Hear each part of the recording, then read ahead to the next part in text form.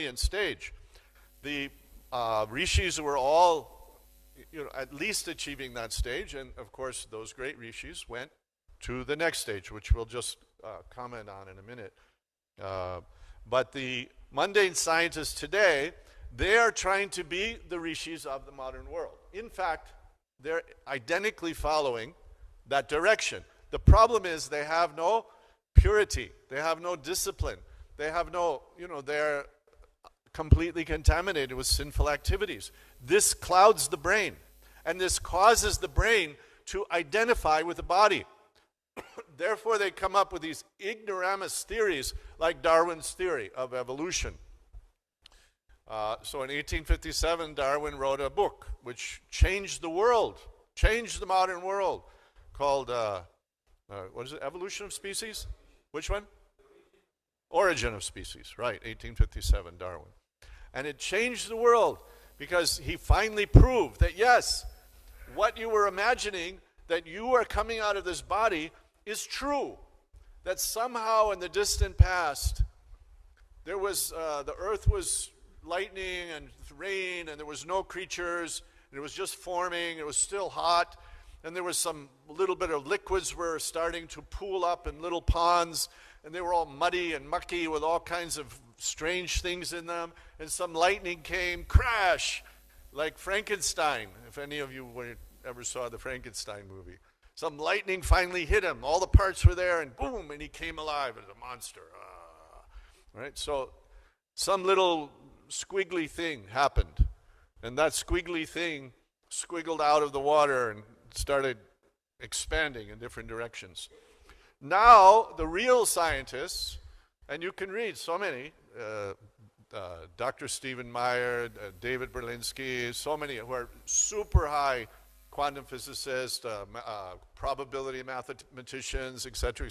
They're all trashing Darwin. They're saying it is such a childish impossibility that you have to be an idiot to even present it as a possibility. It can never have happened. They're not saying it with a bias. David Berlinski is an atheist. He's a stone-cold atheist. But he says this is the most ridiculous, idiotic theory. He hopes they find a new atheist theory to replace it because he doesn't want to accept God.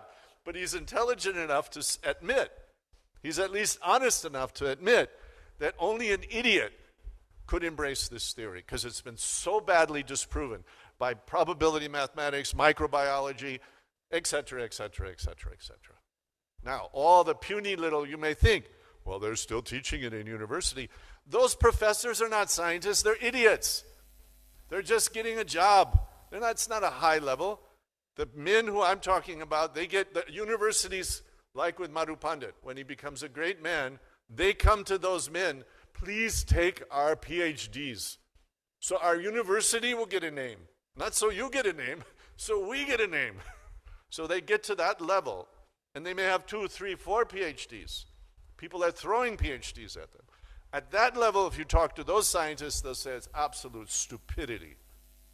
No possibility in hell could it ever been like that. Impossible. In fact, they've quantified the possibility that in forming a cell, you need 7 amino acids to cooperate. Amino acids are not alive, but they support so-called life forms, carbon bodies, right? So that amino acid, that possibility that it could have created by chance is 25 to the 60th power. Something, it's a number like that. I may be slightly wrong in the number, but it's like 25 to the 60th power, which is 2 times more than the estimated number of atoms in the entire universe.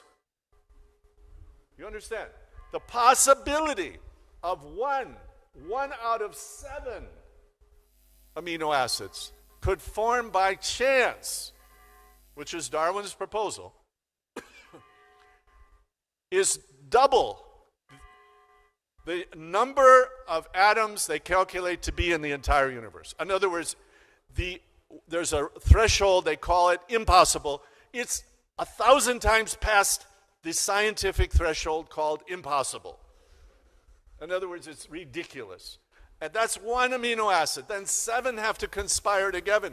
And then somehow they have to come alive, which they don't even know how that happens. They just say somehow. In fact, what they say is, just please believe one miracle, and then I can explain everything. Just one miracle. Okay, but who has made that miracle? That I want to know, right? Every child has to ask that question. Well, something happened in the Big Bang, we don't know. Every child also will say, well, sir, okay, Big Bang, but what was banging? What was banging? How can it bang? This is like the Buddhist idea of the one hand clapping, you know? Buddhists say one hand, sound of one hand clapping. Can you hear it? Can you hear it in the back of the room? Absolutely ridiculous. But this is the product of mental speculation. It can honestly be so ridiculous. So don't underestimate how ridiculous your own mind is right now. Absolutely absurd. Absolutely ridiculous.